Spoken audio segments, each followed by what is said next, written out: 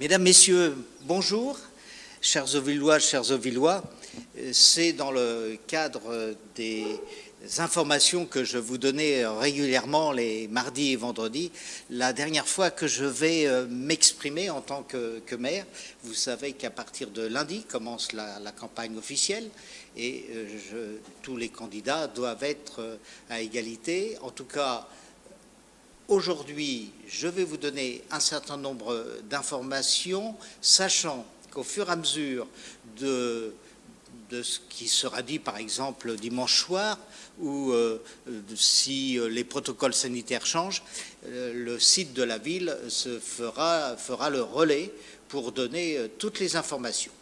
Je vais faire un petit tour d'horizon avec deux informations importantes. Il est bien évident que je m'exprime là en tant que maire et responsable du bon déroulement, notamment des élections. Et j'ai eu là dernièrement une dame qui, au téléphone, s'est plaint que 3 personnes se déclarant d'une association et soutenant un candidat étaient venues la démarcher. Ils avaient un listing dans lequel étaient inscrits ses noms, prénoms et adresses et se demandaient si la mairie avait donné ces informations, car elle ne souhaitait pas figurer sur un listing ni qu'on lui force la main. J'ai eu aussi d'autres interpellations. Je dois dire qu'il est tout à fait possible d'avoir des procurations et que chaque candidat essaye d'avoir des procurations. De même, il n'est pas obligatoire de passer par un candidat pour faire valoir son droit de vote par procuration. Mais il m'appartient de repréciser un certain nombre de choses. Il faut absolument que le maximum de personnes puissent voter. Pour cela, 2 solutions peuvent être mises en place. La première qui existe et que vous connaissez, qui est la procuration. Donc pour donner procuration, vous donnez procuration à la personne de votre choix et de préférence à quelqu'un dont vous êtes sûr qu'elle va respecter votre vote. Donc c'est soit quelqu'un de votre voisinage, ami, famille, quelqu'un de confiance, ou alors, effectivement, tous les candidats ont mis en place des systèmes pour récupérer les procurations.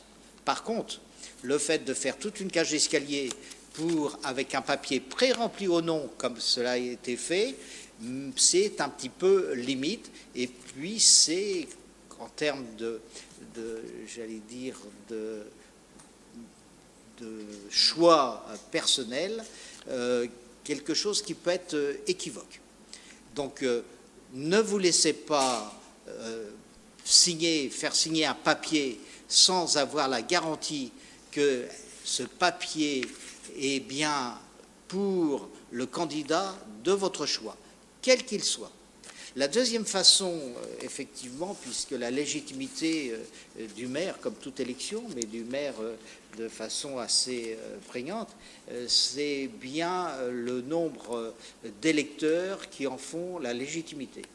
Plus il y a d'électeurs, plus ça donne une force et une puissance à l'élu que vous avez choisi. Donc, nous sommes en République. Mon rôle de maire aujourd'hui est de dire votez au maximum. Alors, au-delà de la procuration, la possibilité de se déplacer dans un bureau de vote, bien sûr, ça, vous connaissez.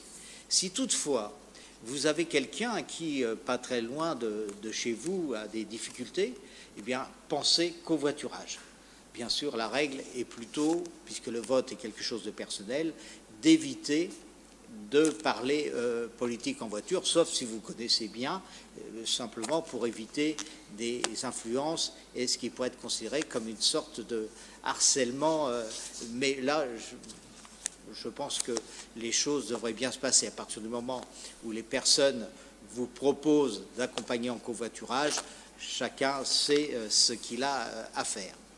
Je vais aussi également voir avec les services de la collectivité si vous n'avez pas de voisins, si vous ne pensez que vous aurez un problème de mobilité, pour une raison ou une autre, n'hésitez pas à appeler les services de la ville et nous essaierons de mettre en place pour qu'il y ait le moins d'abstention possible.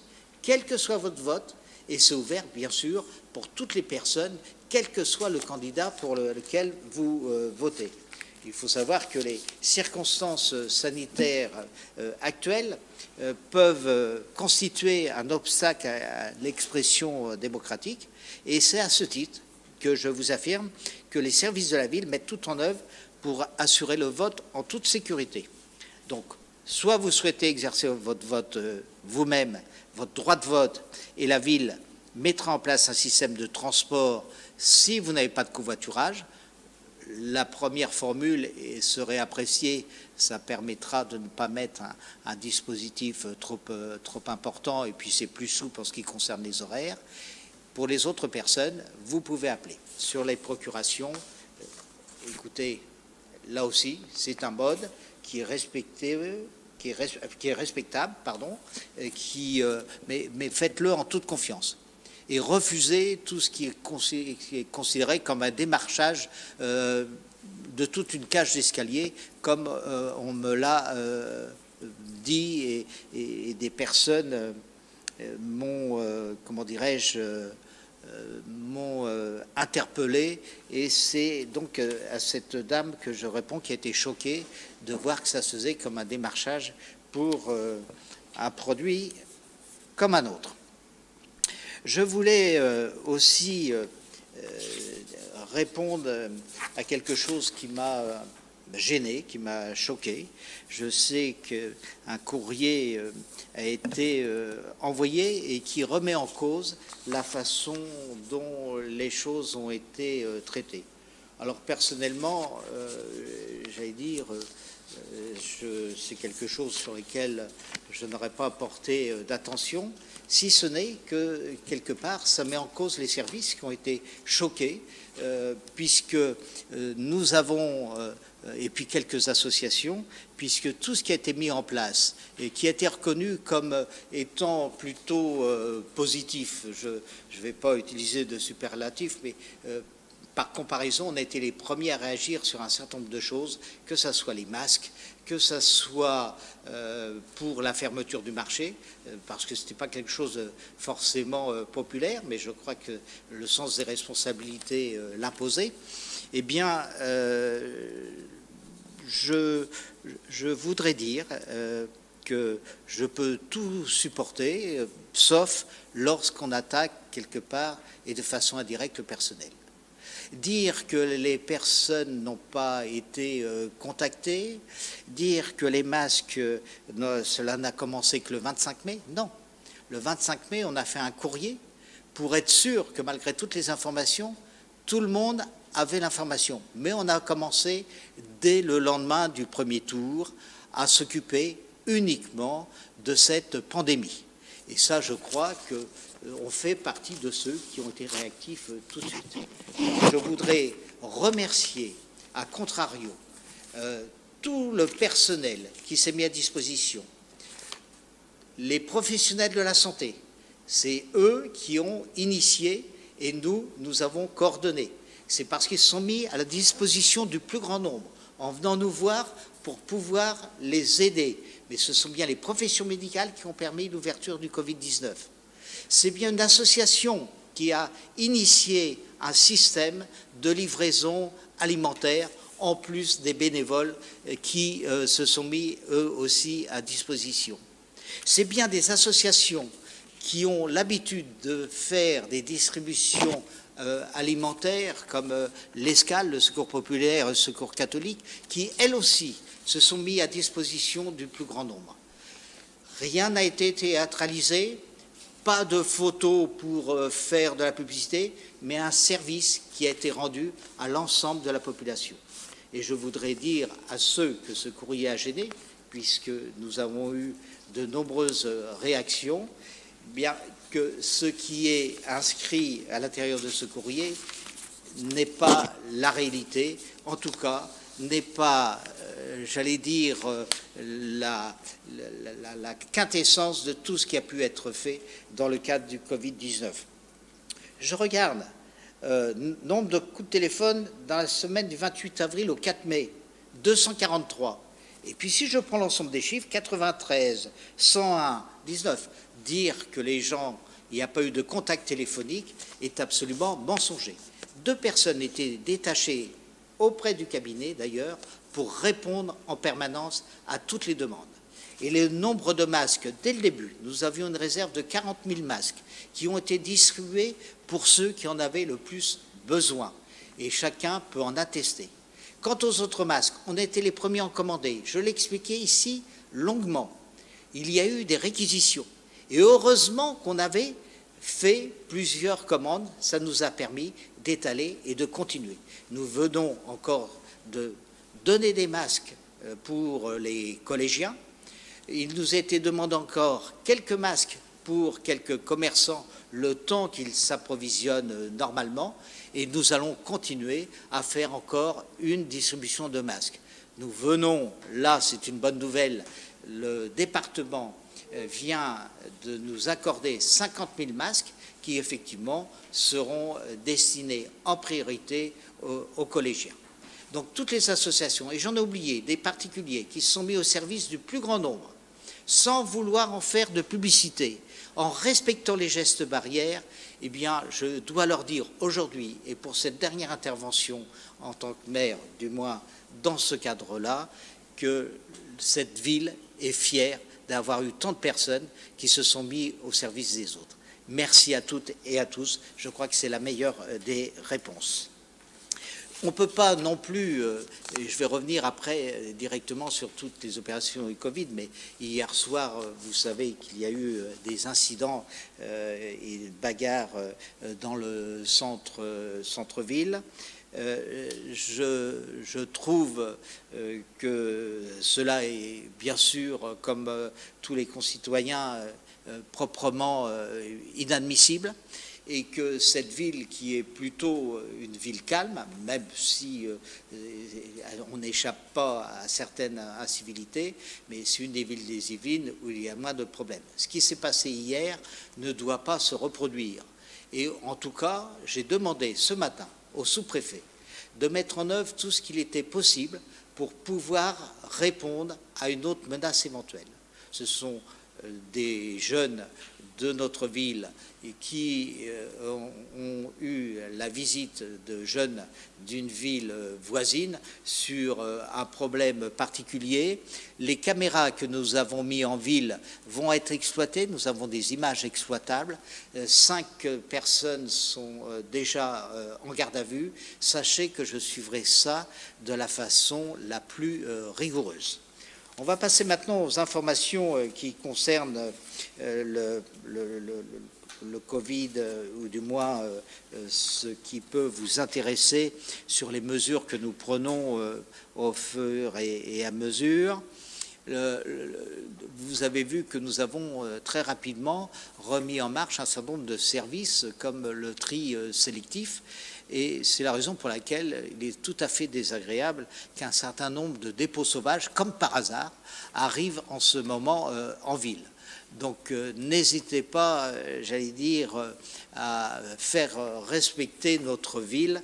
Je vous l'ai déjà dit, à Martinique, il y avait un panneau, si tu veux que ta ville soit belle, n'en fais pas une poubelle, ça me plaît bien. On fait la ville aussi dans laquelle on vit, aidez-nous. Nous avons mis un certain nombre de calicots pour rappeler la règle et dire que les dépôts sauvages n'étaient pas les bienvenus. Alors, pour les entreprises, le préfet des Yvelines a décidé de mettre en place une cellule opérationnelle de soutien aux entreprises, donc là qui reprend et qui un certain nombre d'informations que les entreprises ont peut-être déjà. En tout cas, ça sera mis sur notre site et ça permettra à tous les entrepreneurs, PME, PMI en particulier, eh bien, de regarder et de se mettre à jour sur les informations concernant les entreprises. Alors, oui, des amis qui ont une adresse mail dédiée aux fédérations de parents d'élèves ont été contactés par un candidat. Alors là, si vous voulez, je vais pas m'étendre dessus. Effectivement, il y a eu des listes des listes d'informations, de questionnaires, qui n'avaient pas d'autre but que de remplir et d'avoir des adresses. D'ailleurs, je m'étais exprimé dans mon rôle de maire en disant que de mettre dans les halls d'entrée une liste en demandant aux personnes qui sont en difficulté de s'inscrire, alors même que ces listes d'ailleurs n'ont amené aucun retour vers la collectivité, vers les services sociaux ou vers les personnes qui ont la connaissance et l'expertise pour pouvoir travailler et s'occuper des personnes en difficulté. Les écoles, je vais en parler tout à l'heure, dire que l'on retarde l'ouverture des écoles est faux. Ceux qui voudraient vous faire croire, je sais que ça ne doit pas se dire, mais ce sont des menteurs. Nous avons fait hier une réunion en covision avec l'ensemble comment dirais-je, des parents, enfin, avec les représentants des parents d'élèves, avec l'éducation nationale. La première cause est effectivement que les règles de respect sanitaire fait que les groupes ne sont pas en très grand nombre et sont quasi au maximum d'une dizaine d'enfants. Et parfois moins, puisque dans certains cas, me dit-on, il y a des personnes qui sont prioritaires, dont les places sont réservées, et les enfants ne sont pas venus. Et effectivement, ça se fait aussi au détriment. Mais en même temps, les personnes prioritaires peuvent avoir des raisons. Je n'en sais rien. En tout cas, ce que je vous dis, c'est la réalité des choses. Et hier, lors de cette réunion, et les fédérations de parents d'élèves, pourront vous le confirmer, eh bien, ce sont le manque d'enseignants qui ne permettent pas d'ouvrir toutes les classes. Alors, manque d'enseignants, pourquoi? Pour toutes les raisons que l'on rencontre dans toutes les entreprises. Les personnes qui peuvent avoir un problème médical et que ça mettrait en danger, les personnes qui n'ont pas d'autre solution et qui ne peuvent pas faire de présentiel, mais qui continuent à travailler de chez elles. En tout cas, à ce jour, nous avons un travail qui est effectué en excellente collaboration avec l'éducation nationale pour essayer d'augmenter le nombre de groupes. En aucun cas, la ville a une responsabilité, et là aussi, je voudrais dire et remercier l'ensemble des personnels, que ce soit non seulement les ADSEM, mais les services techniques, et c'était reconnu et c'était salué hier lors de la réunion. Le reste sont de la désinformation pour des raisons qui sont certainement le hasard.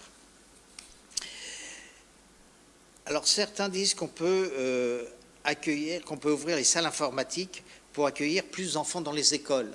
Alors, je viens de le dire, faut arrêter. C'est-à-dire que c'est le nombre d'enseignants et le nombre de groupes qui déterminent le nombre d'endroits à ouvrir. Et pour l'instant, on a la place suffisante pour ouvrir tout ce qui nous est demandé d'ici fin juin. Donc, il n'y a aucune restriction.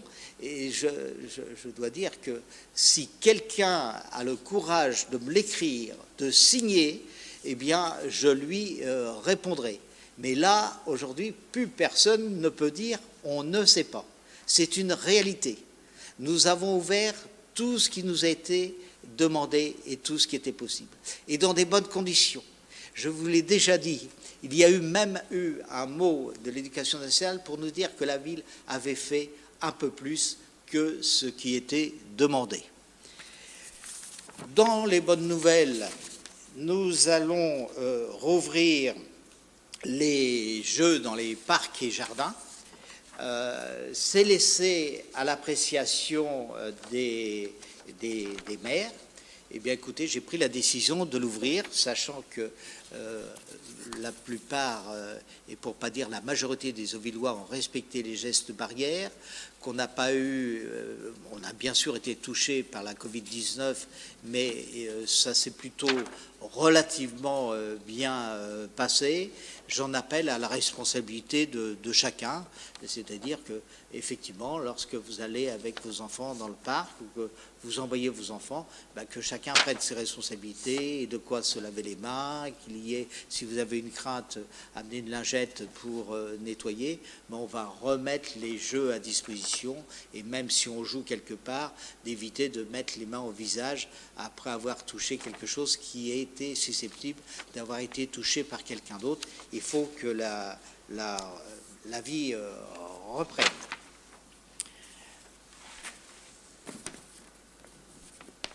Les équipements de plein air et les aires de jeu sont accessibles au public. Donc ça, je l'ai dit. La région Île-de-France, dans le cadre de la relance économique, propose du 21 juin au 23 août 2020 les dimanches de faire des manifestations autour des restaurants et des lieux de restauration qui sont ouverts. Donc c'est une nouvelle information. Je vais voir bien sûr avec l'ACA et l'ensemble des commerçants, sachant que c'est aussi une forme de réponse à ce qui a été dit tout à l'heure, lorsque le Premier ministre à 18h a dit qu'on peut ouvrir les terrasses, à 21h, j'avais été personnellement voir 7 restaurateurs pour ouvrir les terrasses et je crois qu'elles sont appréciées. D'ailleurs, il y a certaines terrasses qui, à mon avis, pourront être pérennisées. Ce qui se passe place du 14 juillet, ce qui se passe aussi à hauteur des manuels de cuisine, le restaurant chinois qui est en face, qui a fait un endroit super Mantec, avec aussi une information, le 16 juillet, il y aura une terrasse nouvelle qui va s'installer à côté de l'église, puisque le régent va ouvrir ses portes normalement le 16 juillet. Donc, du 21 juin au 23 août, le 21 juin étant la fête de la musique, dimanche, on va essayer de faire un peu d'animation dans cette ville, et une grande chef qui nous a fait l'amitié déjà de venir à Houille pour faire un repas pour les enfants, une cuisinière que vous avez pu voir à la télévision, Babette de Rosière, sera là le 21 juin, mais on vous en dira plus, je voudrais la remercier. Alors sur l'attribution des places en crèche, lorsqu'il n'y a pas de réponse précise, c'est que nous n'avons pas connaissance de toutes les règles sanitaires qui doivent être mises en place. Donc il y a un décalage entre l'annonce qui est parfois faite au niveau national et la déclinaison que l'on attend. Et jusqu'à maintenant, on a su en peu de temps pouvoir s'adapter. Mais là, on va organiser des commissions de placement, sachant que nous ne savons pas là non plus quels seront les enfants prioritaires. Il y a des enfants qui n'étaient pas en crèche jusqu'à maintenant, qui risquent, notamment des enfants de soignants, d'être prioritaires. Et puis le nombre d'enfants dans les crèches fera qu'on sera obligé, bien sûr, de s'adapter, comme feront d'ailleurs toutes les villes. Alors, là, on me passe au fur et à mesure, ça doit correspondre aux demandes. Redonner le numéro pour les courses ou autres. Donc, c'est le 01 30 86 32 71 ou 32 74. Mais le plus simple sera de le remettre sur le site en tête, sachant qu'il y a un autre numéro qui est aussi à noter. C'est que vous avez remarqué que pour l'ouverture des parcs, il y a des médiateurs dans les jardins qui tournent, qui rappellent les règles. Alors là aussi, j'ai entendu, le maire ne veut plus qu'il y ait de chiens qui sortent. Ce n'est pas du tout ce qui a été dit. Ce qui a été dit, c'est que dans un jardin public où toutes les populations se croisent, on doit se respecter. Et c'est vrai que dans un jardin, le chien tenu en laisse pose quand même moins de problèmes qu'un chien qui peut aller renverser un enfant, et la responsabilité de chacun. Donc là, il n'y a pas de règles, on ne va pas mettre la police au basque de tout le monde, c'est simplement de respecter des règles qui sont faites pour qu'on puisse vivre cette ville du mieux possible, et chacun a chacun de la façon dont il a envie, mais en respectant les autres. Mais moi, je crois que c'est plutôt, on n'y pense pas. Je veux dire, on a un chien, on le laisse comme ça, on n'y pense pas forcément. Et c'est simplement de rappeler la règle. Mais je vous dis, vraiment une grande confiance. Donc là, sur les parcs et jardins, on va également mettre un numéro qui seront apposés, c'est-à-dire que s'il y a un problème, vous appelez ces numéros, il y a des numéros d'astreinte le week-end, il y a des numéros dans la semaine et qui permettent de dire, je ne sais pas, il peut y avoir, pas un incident, mais une problématique quelconque, et à ce moment-là, effectivement, on fera le nécessaire. Alors, allons donc continuer à avoir des inondations comme les années précédentes. Fort heureusement, les choses se sont améliorées. L'annonce d'orage, eh bien, on le sait, j'étais moi-même dans un quartier avant où il y avait des inondations, et le quartier du Tonkin, et dans le quartier, au fur et à mesure, les choses se sont améliorées. Néanmoins, comme dans toutes les villes, les autres villes qui sont autour, malgré l'amélioration, dans certains cas extrêmes, quelques personnes peuvent être impactées par les inondations, et nous continuons de toute façon à essayer d'améliorer. Vous savez qu'en termes de fluide, nous arrivons à régler, j'allais dire, 90% des cas, mais le 100% est impossible. Il faudrait faire des cuves de rétention si importantes que personne ne peut le faire, puisqu'on ne prévoit pas des orages qui sont en général très courts, avec une précipitation très forte, et on ne sait pas sur quel quartier cela tombe, mais d'une façon générale, les endroits où il y a des inondations, ce sont des endroits dont le nombre d'inondations a été réduit, pas complètement, comment dirais-je, pas complètement résorbé, dans la mesure où les derniers orages faisaient partie des orages les plus importants de ces 10 dernières années. Donc celui qui promet qu'il n'y aura plus ce type de problème climatique, à mon avis, s'avance un peu trop rapidement, et je crois que, renseignez-vous, dans toutes les villes, c'est pareil. Et à Houille, j'en parle parce que la question est posée, mais effectivement, pour la personne qui subit, c'est quelque chose quand même de très embêtant. Mais c'est quand même pas la majorité, mais néanmoins, je le dis bien, pour les personnes que ça concerne, c'est quand même des dizaines de pavillons, c'est quand même très embêtant. Donc on a supprimé, j'allais dire, l'orage traditionnel, mais là, les évolutions climatologiques, effectivement, ça serait faire l'autruche, et c'est pas mon genre, vous le savez, et je vous réponds très sincèrement.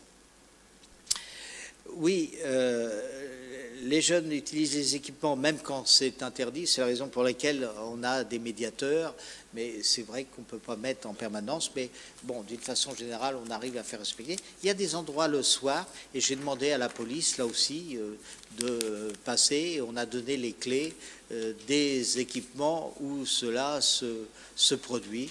On apportera une vigilance. Pour le scolaire, je vous ai répondu que si on nous demandait d'ouvrir des classes supplémentaires, on pourrait le faire, ça ne pose pas de problème. Pour notre jeunesse, sur les centres aérés et sur les animations de l'été, du type Houille-Plage, eh bien là aussi, on vient de terminer le travail. Alors c'est la difficulté à chaque fois, c'est-à-dire on termine un travail et on ne sait pas si demain ou après-demain, on sera obligé de refaire complètement la copie. Dans l'état actuel des choses, compte tenu des règles qui nous sont imposées, nous allons pouvoir effectivement ouvrir les centres de loisirs avec un nombre réduit. Par contre, sur les séjours, colonies de vacances, nous attendons les réponses. Sur Houille-Plage et les animations, sont appelées le club 7-10 et 11-17. Alors, Houille-Plage et le club 11-17, on va faire un certain nombre d'animations pratiquement dans tous les quartiers de cette ville. Je suis en train de regarder, mais que ce soit Guimier, Ginkgo, Michelet, Parc Charles de Gaulle, Pharaon, Guimier 2, Parc Victorien-Chose, Stade Austermeyer, Cours Waterloo, Stade Baquet. Donc vraiment, on a vu tous les endroits où il y avait des possibilités, et ça sera, bien sûr, le mieux, c'est quand même de réserver. Ça nous permet de pouvoir faire profiter le plus grand nombre, mais ça sera, à mon avis, des possibilités d'accueil qui seront entre tout confondu, hein, entre 600 et 1000, et puis en même temps, il y a les vacances apprenantes qui seront aussi, qui sont en fin de compte l'ancienne formule qui était les stages qui étaient faits de remise à niveau, qui font partie aussi du dispositif et des équipements. Donc là, on vous donnera davantage de détails au fur et à mesure. On vient d'accepter la mise en place de l'ensemble de ces services, sachant qu'ils peuvent évoluer. Mais là, déjà au départ, je peux vous dire que ce sera entre 600 et 1000 enfants par roulement qui pourront être reçus. De même, la piscine va ouvrir le 1er juillet par groupe de 30 avec des créneaux d'1 heure. Enfin, en fin de compte, c'est 1h30. C'est-à-dire le temps d'arriver, de se déshabiller, de se sécher, de repartir. Sur 1h30, il y aura 1 heure où 30 personnes seront admis dans la piscine, avec des créneaux ouverts à l'ensemble des Auvillois, et puis 2 demi-journées qui seront réservées pour les centres de loisirs. Quant à Ouille-Plage, sous sa forme traditionnelle, vous l'avez compris, ça ne sera pas le cas, mais il y aura un nombre d'animations, j'allais dire, dans tous les coins de la ville et dans tous les endroits où c'est possible. Bien sûr, il y a des frais supplémentaires, mais je vous l'avais dit, dans un premier temps, avec ce qui s'est passé, le principal, c'est que toutes les personnes qui ont été confinées puissent, j'allais dire, sortir un peu de ce confinement, et ça présuppose une rentrée scolaire de septembre dans de meilleures conditions. C'est en tout cas ce que l'on pense. Alors, toujours dans le scolaire, on a appris lors de la commission de dérogation que nous risquions une fermeture de classe à Schellcher. On se dit tout, hein. Compte tenu des effectifs, il y a possibilité de soutenir la mise en place d'une classe à 24 élèves pour éviter la fermeture. Donc, on a fait un courrier qu'on adresse au directeur départemental pour soutenir dans cette école le projet de GS à 24 et éviter une fermeture. Et c'est ce que l'on fait. Et je pense que les fédérations de parents d'élèves avec lesquelles on a parlé hier soir, bien sûr, sont d'accord avec nous, ou nous sommes d'accord avec elles, peu importe. Le principal, c'est qu'on avance ensemble dans ce sens. Alors, sur les effectifs possibles 2020, oui, ça c'est sur les centres de loisirs. 160 maternelles, 176 élémentaires, c'est ça, hein. Et sur le mois d'août, 72 maternelles, 110 en élémentaire, et du 24 au 31 août. Et puis vers la fin août, on terminera comme d'habitude, ce qui est maintenant une habitude à Houille, par une séance de cinéma de plein air.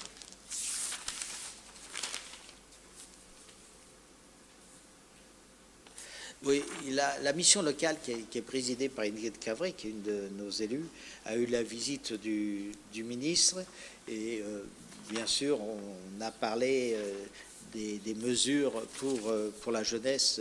Je vous en avais...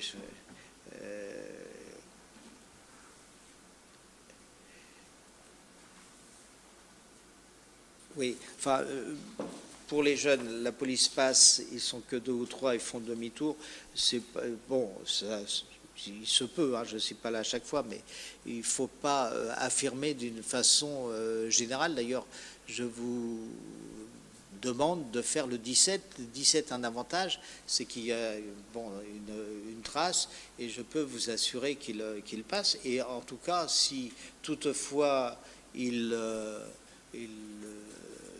y y avait un problème, faites revenir l'information, et c'est qu'à partir de ce moment-là qu'on peut intervenir, puisqu'il y a des réunions régulières entre la police et Bernard Duclos, qui est l'adjoint de la sécurité. Et puis quand il se passe quelque chose comme hier, bien sûr, j'ai eu le sous-préfet, j'ai eu le commissaire. Enfin, on fait là aussi, on fait notre travail. Le port du masque au marché, je vous rappelle, qui est obligatoire, et puis le sens de circulation. Jeunesse, famille, je viens d'en parler avec toutes les activités qui ont été mises en place. Commerce, nous avons travaillé avec un manager de commerce et en collaboration avec les deux associations de commerçants, celle du marché et celle de nos commerces traditionnels de proximité. Donc nous allons avoir un référent numérique des associations commerciales de la ville pour leurs adhérents, un support du programme de fidélité pour relancer et dynamiser, c'est déjà un programme MyLoop qui marche bien à Houille, mais l'étendre à tout le monde. Un coaching aux outils numériques pour les commerçants et artisans de la ville, sélection, support, mise en œuvre, donc qui sera mis à disposition. Donc tout le monde et tous les commerçants pourront faire appel. Il y aura également, j'allais dire, pour ceux qui voudront développer d'autres formes de commerce, des possibilités, et on leur mettra en place tous les outils pour payer à distance, entre autres. Et puis, il y a aussi un certain nombre de formations et d'informations qui vont être données, qui sont assez simples, mais qui peuvent être efficaces pour les PME et PMI. La plupart des entreprises auvilloises, qui sont de très bons artisans, ne participent pas lorsqu'il y a des appels d'offres. On est obligé de travailler sur des appels d'offres. Donc, en ce qui concerne les circuits courts dont on parle pour l'alimentaire, il serait intéressant que nos entreprises puissent travailler à proximité sur des bâtiments qui profitent aux Auvillois, et ça fait peur de participer à une offre de marché public. Et par contre, c'est beaucoup plus simple qu'on ne le croit, et on va donc mettre à disposition de nos PME, PMI, quelqu'un qui pourra les aider, s'ils le souhaitent, à répondre. Donc, pour les animations commerciales et pour l'ensemble, au fur et à mesure, on profitera effectivement du site pour vous informer. Tous les lieux de sport s'ouvrent au fur et à mesure. J'ai signé un certain nombre de protocoles sanitaires avec les associations cet après-midi. C'est vrai qu'il est plus facile, je vous l'ai dit, pour le tir à l'arc, pour des sports comme ça un peu plus individuels, pour le tennis où il y a peu de personnes, que pour le football, le rugby et les autres sports. Mais au fur et à mesure des règles sanitaires et du déconfinement, on ne perd pas de temps, on signe des protocoles pour pouvoir réouvrir au fur et à mesure tous nos espaces. Alors, je vais terminer par cette question qui est sur l'histoire de notre ville. L'œuvre qui trône sur le monument aux morts du parc Charles de Gaulle porte un nom original, lequel? Je vous laisse travailler sur ce monument qui a été payé par souscription, comme ça se faisait beaucoup à l'époque. Imaginez que là maintenant on lance une opération de souscription pour faire un bâtiment public ou une stèle.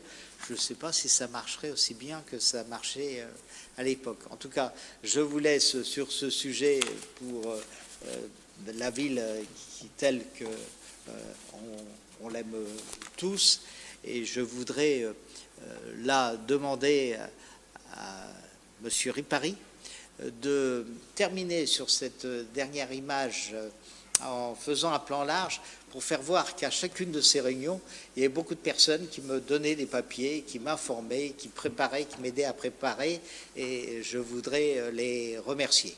Donc voilà, le temps de faire le plan large.